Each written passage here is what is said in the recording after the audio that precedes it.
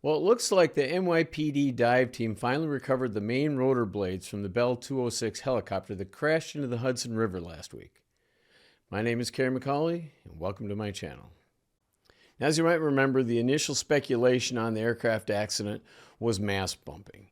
But with the release of the video showing the aircraft in straight and level flight just prior to swapping ends and the tail boom departing, that theory has been pretty much put to bed.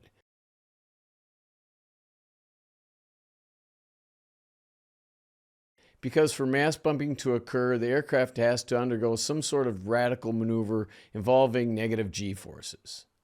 Also, when they got the helicopter out of the river, they saw that the tail boom had departed the aircraft really close to the fuselage. And normally with mast bumping, the tail rotor strikes the tail boom much further aft. So even before they recovered the rotor blades in the transmission, mast bumping had been pretty much ruled out. So with mast bumping pretty much ruled out, that leaves a catastrophic failure of the main rotor transmission as the likely culprit. And that makes sense because if the main rotor transmission somehow locked up, the torque forces involved with the spinning rotor blades could easily rip the transmission right from the engine deck, and that's pretty much what looks like happened. And now that they have all the pieces recovered, the NTSB is going to be a lot closer to determining the cause of the accident. Now, it's kind of weird that if the main rotor transmission failed, that there wasn't some sort of indication, because you would usually expect that just prior to the main rotor transmission failing, there'd be some sort of metal in the transmission fluid, and you'd get a chip detector light. That chip detector light is something that detects metal in the fluid and sends a warning signal to the pilot. But he didn't mention anything like that. As a matter of fact, his last transmission was saying that he was going to need fuel before the next flight. And yeah, I know that a lot of the news organizations were kind of calling into question why he needed fuel like that. That had something to do with it. Nothing to do with it. Helicopters always fly with minimum fuel. When you've got, 6 people in the aircraft, you don't need to haul a bunch of fuel up. Fueling every couple loads is very common. But it still kind of brings into question why they didn't get some sort of chip detector light.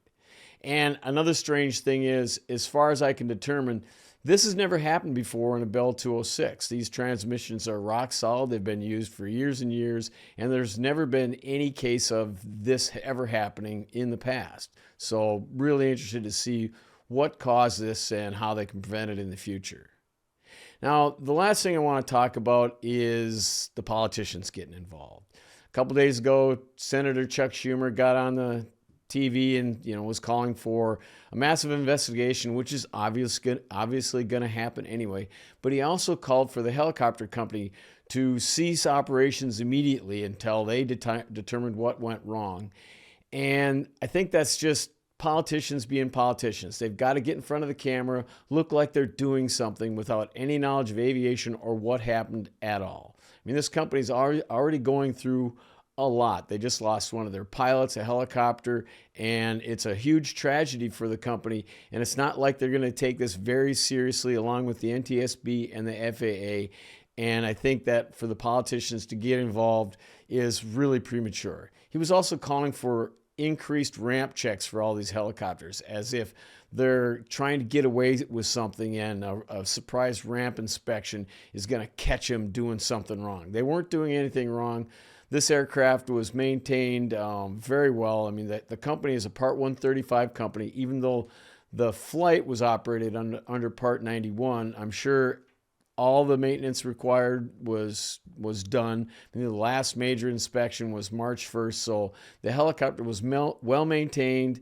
The pilot was well trained. This is definitely not a pilot-caused accident. The pilot was, very experienced, had been doing it for a while. I only had maybe 700 hours, but still it sounds like he was a really good pilot. And as you can see in the video, he was doing nothing wrong. The aircraft was straight and level, just flying along like normally when the catastrophic failure happened.